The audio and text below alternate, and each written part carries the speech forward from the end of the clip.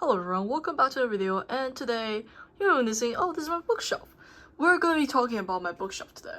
It has 1, 2, 3, 4 levels, and let's talk about the top shelf today. You might see a bunch of things you already recognize, like the Fourth Ring series, I actually don't know what it's called, the Empyrean, Six of Crows, the Red Rising series, Project Hail Mary, the Three Body Problem. I only have 2 books, kind of criminal behavior, but ignore that. This is my classic section, and a Pokemon card binder, just randomly in here. Okay, so we're gonna talk about what basically everyone Booktok was talking about lately. The Fourth Ring / Empyrean series. Okay, I just realized the third book is in the middle, but we're just gonna ignore that. This book, I know there's a lot of mixed opinions on it. So, Fourth Wing is basically about this girl. Oh, I just kind of killed Pochako, but it's okay. Fourth Wing is about this girl. What's her name? I don't remember what her name is. Right, Violet Sorrowgale, who goes to this crazy dragon academy, war academy, mind you, that over 90% of cadets die before they even enter the school. Excellent. What a good school. And there she meets Zayden, what's his last name? Zayden Riorson.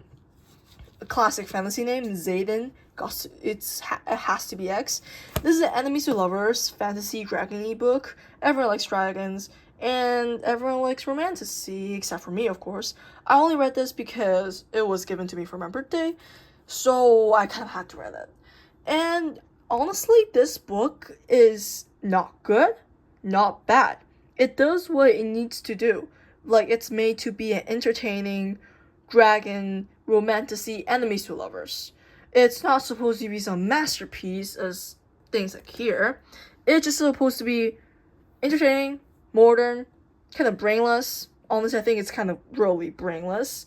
But yeah, it does its job. Like, so it doesn't deserve all the hate, but it deserves a little bit of hate. And it deserves some praise, but it doesn't deserve to be like a masterpiece or anything. I think I find it pretty corny, honestly. Violet's nickname, guess what? Violence. Ha ha ha, so funny. Wow, ha ha ha. Enemies to love, I don't love it. I don't love romantasy or romance in general, or I just don't like romance / fantasy genre. It's just not my genre, okay? So I might be rating a bit more harshly than I usually do. But yeah, if you're looking for an entertaining modern read and you like romantasy, this is for you. Next up, we got the Red Rising series. Okay, so this is completely another genre altogether. This, some people refer to as Hunger Games for males. Adult males, to be specific. It's got a cool cover. That's why I bought it, basically. And I think it's a good book. It's literally what I said. Hunger Games for adult males. Lots of men online recommend the series for men to get into books, which I think is a good thing. More males should enjoy reading. And yeah, I don't think this book actually didn't make that deep of an impression on me. Like, I thought it was good. The first book was really good. I enjoyed it. I found it really entertaining.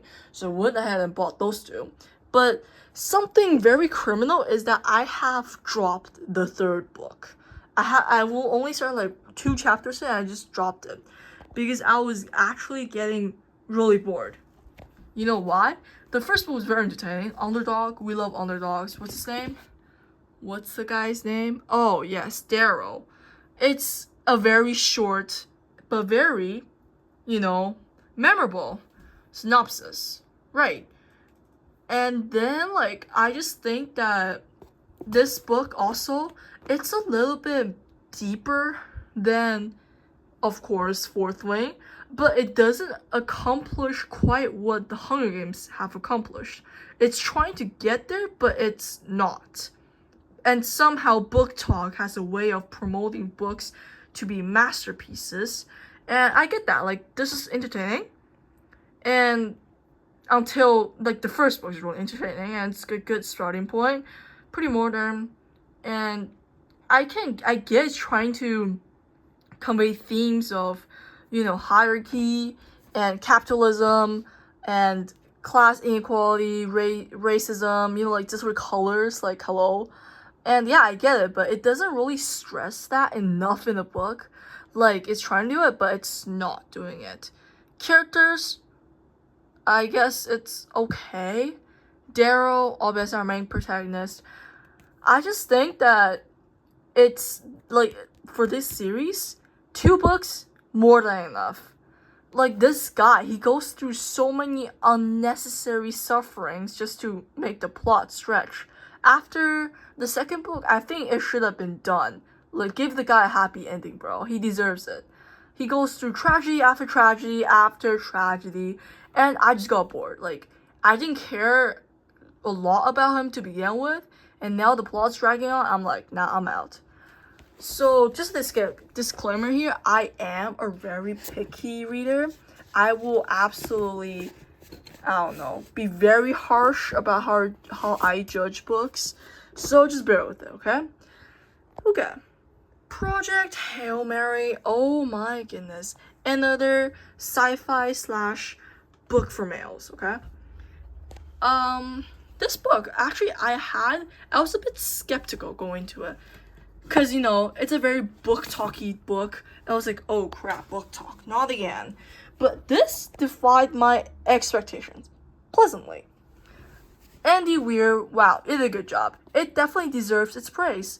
It's sci-fi, which most people, except for nerds, don't really like. I get it, it's sci-fi, and no one wants to do science outside of school. But this one makes the science quite easy to understand, and like, it's very readable. And it's very modern, it's very entertaining. I actually found the start to be the weakest part of it, and the story really picked up when Rocky was introduced. Like, I'm just like, oh my goodness. The only thing I think this book lacks is, like, weight. This plot. Like, they're like, oh my god, I'm going to die, but then they don't die in the next chapter. Like, they make it sound really, really dramatic and really, really bad, like this irredeemable thing, and then they just somehow do it. And there's no consequences whatsoever. And I also would have liked, like, for the book to explore more on the Earth aspect, and just, I want to see, like, Strat again, other people, how has Earth been, but I guess it's a bit of an open-ended book. I don't really love that, but Project Hail Mary definitely scratches the itch. It's entertaining, does its job, definitely better than Red Rising and Fourth Wing combined on my list, because I'm getting into sci-fi, and I find it good. The main protagonist, what's his name? Right, Ryland Grace. He is pretty likable. He's humorous, and I love his interactions with Strat, and he has a bunch of flaws. And I love Rocky. Rocky's just super cool. Aliens, who doesn't like that? Yeah, I like this. This definitely deserves the praise. Okay, getting to the classics. This is my classic. I haven't read all of them, but I have. The first one I want to talk about is Crime and Punishment by Fyodor Dostoevsky. Sorry if I butchered that name, but oh my goodness, is it so good. I don't have a favorite book, but if I had to pick one, it would be this right here. Usually I keep my books in prime condition, but I did a book study on this once for school, and yeah, I got a little beat up. Okay, Crime and Punishment. You'll be like, oh, this is like a cover, but it's actually so good. Once you get over the kind of clunky and very, very old and kind of like hard to understand classic prose, it's for me when I'm reading a classic, like when I first got into classics, when I was reading a classic, I was like, oh my god, this is torture. I'm suffering. Just get me out of here. Because I was used to the modern way of reading. Everything's easy. I just skim over the words. But classics really required you to kind of concentrate and deep read instead of just skimming. And after you finish it, I find that I enjoy classics most after I actually finish the book. Because after I finish the book, I look back on the things I've read, and I'm just like, oh my god, the central themes, the deeper ideas, the symbolism, characters, plot, everything ties back beautifully together. And that's what I love about classics. It teaches you a deeper theme, and you can actually apply it in real life. And the reason I like Crime and Punishment so much is because you can actually apply it in real life. You might, for example, this book is about a murder, but it's not your typical murder mystery where it's like, who's the killer? It's like the first 1/3 of the book is the actual murder. You're there with the murderer. You are there with him as he kills this pawnbroker, and you know who the murderer is. So how does the book keep you reading? It just tests the limits of human suffering and psychological torment by this really intelligent but really poor student. And basically 2/3 of the book is just about what happens after the murder, and the characters are really fantastic. And the thing I really like about this book is that it kind of teaches you about a mindset, right? For example, you look at something in a store that you want, and you'd be like, could I do the... Actually, no, that's a bad example. You know there's something, you know you can do something wrong, and you kind of want to do that, but you know you could get caught or you could not get caught, like a parking ticket. Do you pay the $5 or risk getting fined $50? Do you think you can get away with it? Well, yeah, you could probably get away with it, but will your mind forgive you? Like, this is basically that, but on a much, much bigger scale. You might think, yeah, I can hold out with these, but after you do it, the guilt torments you. So this is a cautionary tale. Do not murder people. Do not do anything bad. Your conscience can't take it. And that's why I find this so fantastic because of all its themes. And yes, I love you, Fyodor Dostoevsky, bald man. You. Just one more classic to mention, or maybe two more. I'll just quickly go over them. 1984. I actually found this. I think this is a very good entry point into classics. Actually, George Orwell writes really clean, efficient, and rather modern prose compared to something like Crime and Punishment, and dystopian. Everyone loves a good dystopian, and it's pretty good. Like, the ending is, I will say, fairly unexpected, and probably what makes this book unique is that ending. Some people might not agree with it, but I think the whole point of the book was actually that. Well, I don't want to spoil it here, but yes, I do find it interesting. Like, it talks about a lot of concepts that could actually become real life. Like, I feel like our world is slowly going into a dystopia described here. And, well, I do like this book. I don't like it as much as Crime and Punishment because it applies on a much broader societal scale rather than our personal scale. So you can't really apply this in real life. But it's a fantastic read. The plot does get a little bit slow at the end, but definitely tolerable. And it talks about some really fascinating ideas in there. Then, how about Frankenstein? Frankenstein, I know lots of people really like this book. I personally found it like around meh. I think what's the guy's name? Yeah, Frankenstein. He's the guy Frankenstein, not this dude. The guy. The main scientist, the crazy scientist who creates this dude. I know some people like him and like how he fails and gets tormented, but I just think he's really being over dramatic. Like, come on, dude. And I don't love books where the protagonists are like not very easy to root for, or you don't like the protagonist. That's not personally my preference. So, but if you, yeah, I like to root for a protagonist. That's why I enjoyed 1984 so much. But Frankenstein, I think the main thing I got out of this is nature can heal, because it spends a lot of time describing nature, and you should not run away from your responsibilities like the guy did. Pretty good. I can see how it's the founding father for sci-fi, right? Pretty cool.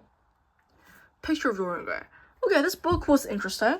I thought that the way Oscar Wilde writes, I know this is supposed to be a cautionary tale, But during the duration of me reading the book, it did not feel like a cautionary tale. It felt more like he was persuading you to act to your pleasures. But the end of the book made it kind of worth it.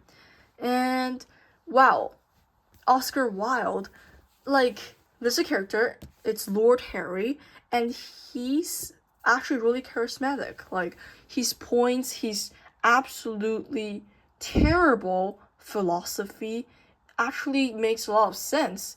And props to you and kudos to you, Oscar Wilde, for writing something so convincing.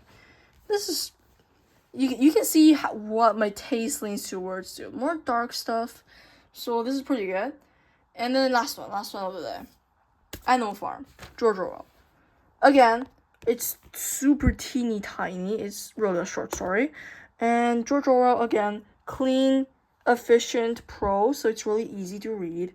And Animal Farm, it's short, it's concise, and does what it needs to do.